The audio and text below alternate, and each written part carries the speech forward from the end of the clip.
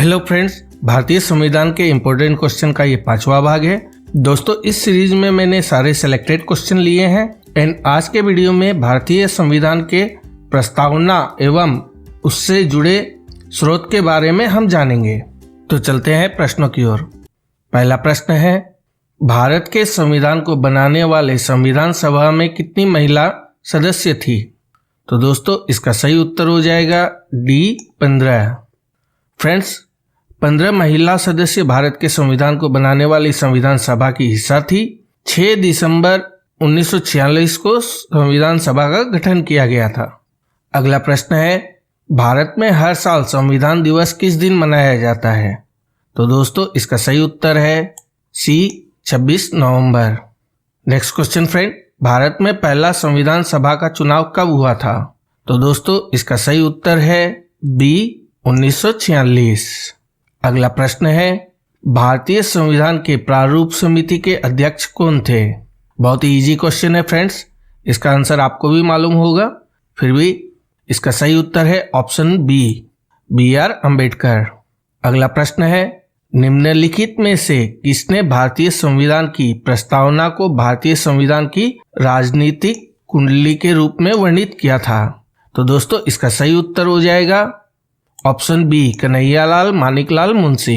Friends, Kanhaiyalal Maniklal Munshi ने भारतीय संविधान की प्रस्तावना को भारतीय संविधान का राजनीतिक जनकुंडली बताया था, क्योंकि इसमें देश में शासन की स्थापना को परिभाषित किया गया है। अगला प्रश्न है, निम्नलिखित में से कौन सी भारतीय संविधान की संघीय विशेषता नहीं है? तो इसका उत्तर हो जाएगा ऑप्शन डी, अखिल भारतीय सेवाएं। फ्रेंड्स, आज की वीडियो थोड़ी बड़ी हो सकती है क्योंकि वीडियो में मैंने सारे इंपॉर्टेंट क्वेश्चन लिए हैं। आप हर एक क्वेश्चन को ध्यान से नोट करें। नेक्स्ट क्वेश्चन, भारत की संविधान सभा की सदन समिति के अध्यक्ष कौन थे? दोस्तों, इसमें सदन समिति के अध्यक्ष के बारे में पूछा है, तो इसका उत्तर हो जाएगा option A, B Pattabhi Sitaramayya. Next question friend, निम्नलिखित में से कौन सा शब्द भारत के संविधान की प्रस्तावना में गणराज्य शब्द से पहले नहीं है? तो इसका सही उत्तर हो जाएगा ऑप्शन सी, संघीय।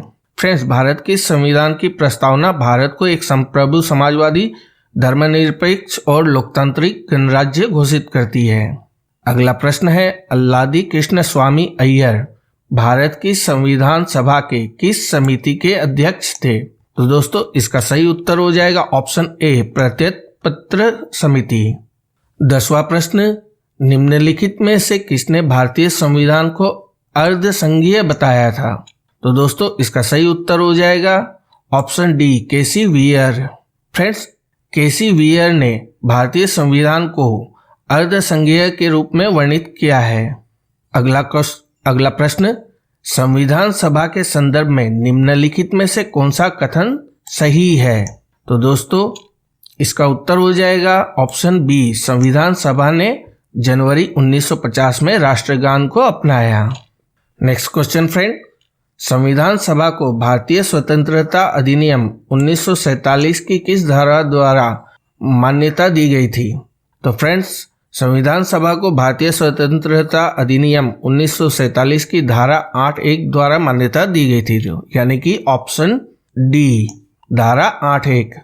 अगला प्रश्न है, जीवी मावलंकर भारत की संविधान सभा के किस समिति के अध्यक्ष थे? तो इसका उत्तर हो जाएगा ऑप्शन बी, कार्यों पर समिति। नेक्स्ट क्वेश्चन फ्रेंड, संविधान सभा का 10वां सत्र कब आयोजित किया गया था? तो दोस्तों, इसका सही उत्तर है ऑप्शन ए, 6 से 17 अक्टूबर 1949। 15वां प्रश्न, निम्नलिखित में से कौन 1946 में मद्रास निर्वाचन क्षेत्र से संविधान सभा का हिस्सा बना? तो दोस्तों, इसका उत्तर हो जाएगा ऑप्शन ए, अम्मू स्वामीनाथन। फ्रेंड्स, स्वामीनाथन 1942 में भारत छोड़ो आंदोलन में भी शामिल थे। 16वां प्रश्न, संविधान सभा के प्रारूप समिति में कितने सदस्य थे? तो फ्रेंड्स, संविधान सभा की प्रारूप समिति में 7 सदस्य थे, तो सही उत्तर हो जाएगा ऑप्शन डी, 7। फ्रेंड्स, अगर अभी तक आपने चैनल को सब्सक्राइब नहीं किया तो चैनल को सब्सक्राइब कर ले ताकि हमारी नई वीडियो की अपडेट आपको मिलती रहे। अगला प्रश्न है, भारत का संविधान किसके द्वारा हस्तलिखित है? तो मेरे प्यारे दोस्तों इसका उत्तर हो जाएगा ऑप्शन सी, प्रेम बिहारी नारायण रायजादा। 18वां प्रश्न, संविधान सभा की पहली बैठक कब हुई थी? तो दोस्तों संविधान सभा की पहली बैठक 9 दिसंबर 1946 को हुई थी। इसका सही उत्तर हो जाएगा ऑप्शन ए, दिसंबर 1946। नेक्स्ट क्वेश्चन फ्रेंड, किसी राज्य के राज्यपाल के रूप में नियुक्ति के लिए भारत के संविधान द्वारा निर्धारित न्यूनतम आयु क्या है? तो दोस्तों इसका सही उत्तर हो जाएगा ऑप्शन बी, 35 साल। 20वां प्रश्न, भारत के संविधान ने कई संस्थागत विवरण और प्रक्रियाओं को अपनाया है। तो इसका उत्तर हो जाएगा ऑप्शन ए, भारत सरकार अधिनियम 1935। नेक्स्ट क्वेश्चन फ्रेंड, निम्नलिखित में से किस अधिनियम ने विधायिका में संघीय विशेषताओं और प्रांतीय स्वायत्तता की शुरुआत की और केंद्र और प्रांतों के बीच विधायी शक्तियों के विवरण के प्रावधान भी किया? इसका सही उत्तर हो जाएगा दोस्तों भारत सरकार अधिनियम 1935। नेक्स्ट क्वेश्चन फ्रेंड, संविधान सभा की कुल सदस्यता 389 थी, जिसमें कितने रियासतों के प्रतिनिधि थे? तो दोस्तों इसका सही उत्तर हो जाएगा ऑप्शन डी, 93 रियासतों के। 23वां प्रश्न, संविधान सभा के सदस्यों ने किस तारीख को भारत के संविधान पर हस्ताक्षर किए? तो मेरे प्यारे दोस्तों इसका सही उत्तर हो जाएगा ऑप्शन बी, 24 जनवरी 1950। अगला प्रश्न है, निम्नलिखित में से किस वर्ष में भारतीय राष्ट्रीय कांग्रेस ने संविधान सभा की मांग की थी? तो इसका सही उत्तर है option D, 1934। Friends, Indian polity के पुराने वीडियोस को देखने के लिए आप आई बटन पर प्रेस करें। 25वां प्रश्न, 1946 में निम्नलिखित में से किसे भारतीय संविधान सभा का अंतरिम अध्यक्ष बनाया गया था? तो इसका सही उत्तर हो जाएगा option B, Sachchidanand Sinha. Next question friend, Bharat के संविधान सभा के मसौदा समिति के अध्यक्ष कौन थे? तो दोस्तों इसका सही उत्तर है ऑप्शन डी, बी.आर. अम्बेडकर। 27वां प्रश्न, कांग्रेस अध्यक्ष मोतीलाल नेहरू और बाकी के 8 कांग्रेस नेताओं ने किस वर्ष भारतीय संविधान का प्रारूप तैयार किया था? तो दोस्तों इसका उत्तर हो जाएगा ऑप्शन सी, 1928। 28वां प्रश्न, निम्नलिखित में से कौन सी भारतीय संघीय ढांचे की एक विशेषता नहीं है? तो मेरे प्यारे दोस्तों इसका सही उत्तर हो जाएगा ऑप्शन सी, एकल स्तरीय सरकार। अगला प्रश्न है, भारतीय संविधान के निर्माताओं ने स्वतंत्रता, समता और बंधुता के सिद्धांतों को किस संविधान से लिया है? फ्रेंड्स इसका सही उत्तर हो जाएगा option C, France. Next question friend, भारतीय संविधान तैयार करने के दौरान 1946 में सभा का संवैधानिक सलाहकार किसे नियुक्त किया गया था? तो दोस्तों इसका सही उत्तर हो जाएगा ऑप्शन ए, बी.एन. राव। अगला प्रश्न है, निम्न में से कौन एक संवैधानिक निकाय नहीं है? तो फ्रेंड्स ऑप्शन बी इसका उत्तर होगा, नीति आयोग। फ्रेंड्स नीति आयोग, जिसे कि पहले योजना आयोग भी कहा जाता था, संसद के अधिनियम के रूप में पारित नहीं किया गया है। 32वां प्रश्न, प्रांतीय संविधान समिति की अध्यक्षता किसने की थी? तो दोस्तों इसका सही उत्तर है ऑप्शन बी, सरदार वल्लभ भाई पटेल। फ्रेंड्स इसे भी याद रखें, संविधान निर्माण के विभिन्न कार्यों से निपटने के लिए संविधान सभा ने कुल 13 समितियों की नियुक्ति की थी। इनमें से 8 प्रमुख समितियां थी और अन्य छोटी समितियां थी। 33वां प्रश्न, भारत के संविधान के द्वारा किस प्रकार की नागरिकता प्रदान की जाती है? तो मेरे प्यारे दोस्तों इसका उत्तर हो जाएगा ऑप्शन ए, एकल नागरिकता। भारत का संविधान देश के प्रत्येक नागरिक को एकल और समान नागरिकता प्रदान करता है। कोई भी नागरिक पूरे देश में नागरिक और राजनीतिक अधिकारों का लाभ लेने का हकदार है। अगला प्रश्न है, संविधान सभा ने भारत के संविधान को कब स्वीकार किया था? तो मेरे प्यारे दोस्तों इसका सही उत्तर हो जाएगा ऑप्शन ए, 26 नवंबर 1949। फ्रेंड्स अगर वीडियो को आपने अभी तक लाइक नहीं किया है तो लाइक कर दे एंड अपना फीडबैक कमेंट्स में जरूर लिखें। नेक्स्ट क्वेश्चन फ्रेंड, 1967 में भारत के संविधान में राजभाषाओं की सूची में निम्नलिखित में से कौन सी भाषा को शामिल किया गया था? तो मेरे प्यारे दोस्तों इसका उत्तर हो जाएगा ऑप्शन बी, सिंधी। सिंधी को 1967 में भारतीय संविधान की राज्य भाषाओं की सूची में शामिल किया गया था। अगला प्रश्न है, भारतीय संविधान का जनक किसे माना जाता है? तो दोस्तों इसका सही उत्तर है ऑप्शन डी, भीमराव अंबेडकर। 37वां प्रश्न, निम्नलिखित में से कौन भारतीय संविधान के प्रारूप के लिए जिम्मेदार संविधान सभा का हिस्सा नहीं थे?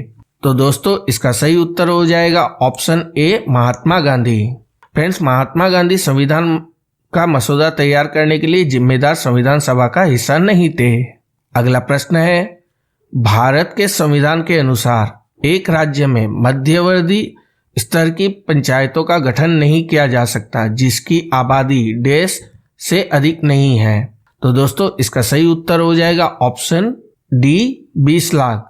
नेक्स्ट क्वेश्चन फ्रेंड, भारत के सर्वोच्च न्यायालय का उद्घाटन सत्र कब हुआ था? तो मेरे प्यारे दोस्तों इसका उत्तर हो जाएगा ऑप्शन ए, 28 जनवरी 1950 में। नेक्स्ट क्वेश्चन फ्रेंड, भारत के संविधान में एकल नागरिकता की अवधारणा कहाँ से ली गई है? तो मेरे प्यारे दोस्तों इसका सही उत्तर हो जाएगा ऑप्शन ए, यूनाइटेड किंगडम। अगला प्रश्न है, भारत के संविधान में द्विसदनीय संसद का प्रावधान करने का विचार किसके संविधान से लिया गया था? तो दोस्तों इसका सही उत्तर है option B, British. Next question friend, Bharat के संविधान में राज्य की नीति निर्देशक सिद्धांतों को किसके द्वारा संविधान से उधार लिया गया था? तो मेरे प्यारे दोस्तों इसका सही उत्तर हो जाएगा ऑप्शन बी, आयरिश। फ्रेंड्स, आपके दिमाग में अगर कोई क्वेश्चन है तो कमेंट्स में जरूर लिखें ताकि आगे चलकर मैं उनके जवाब आपको दे सकूं। नेक्स्ट क्वेश्चन है, भारत के संविधान में राज्यसभा के लिए सदस्यों के नामांकन की प्रक्रिया निम्नलिखित में से किस देश से संविधान से ली गई है? तो दोस्तों इसका सही उत्तर हो जाएगा option C, Ireland. Next question friend, भारतीय संविधान में संविधान के संशोधन की प्रक्रिया निम्नलिखित में से किस देश के संविधान से ली गई है? तो दोस्तों इसका सही उत्तर है ऑप्शन सी, दक्षिण अफ्रीका। नेक्स्ट क्वेश्चन फ्रेंड, भारतीय संविधान में अपनाया गया प्रावधान और उस देश की संविधान जिनसे वह लिया गया है का कौन सा युग्म सम्मिलित नहीं है?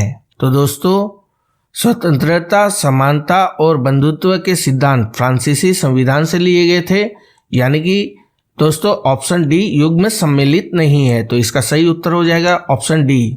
अगला प्रश्न है, भारतीय संविधान में निम्नलिखित में से कौन सी विशेषता को सोवियत सोशलिस्ट रिपब्लिक से लिया गया था? तो दोस्तों इसका सही उत्तर हो जाएगा ऑप्शन बी, पंचवर्षीय योजना। नेक्स्ट क्वेश्चन फ्रेंड, भारतीय संविधान में न्यायिक पुनरावलोकन की शक्ति और न्यायपालिका की स्वतंत्रता का प्रावधान किस देश से लिया गया है? तो दोस्तों इसका सही उत्तर है option D, America. Next question friend, भारतीय संविधान के वित्तीय आपातकाल से संबंधित प्रावधान किसके संविधान से लिए गए हैं? तो दोस्तों इसका सही उत्तर हो जाएगा ऑप्शन डी, जर्मनी का संविधान। फ्रेंड्स, भारतीय संविधान में वित्तीय आपातकाल के प्रावधान जर्मन संविधान से लिए गए हैं। अगला प्रश्न है, भारतीय संविधान में अविशिष्ट शक्तियों का विचार किसके संविधान से लिया गया है? तो दोस्तों इसका सही उत्तर हो जाएगा ऑप्शन बी, कनाडा। फ्रेंड्स, भारतीय संविधान में अविशिष्ट शक्तियों का विचार कनाडा के संविधान से लिया गया है। फ्रेंड्स, वीडियो को यहाँ तक देखने के लिए आपका बहुत बहुत धन्यवाद। आशा करता हूँ कि इस वीडियो की जानकारी आपके लिए उपयोगी साबित होगी। धन्यवाद दोस्तों।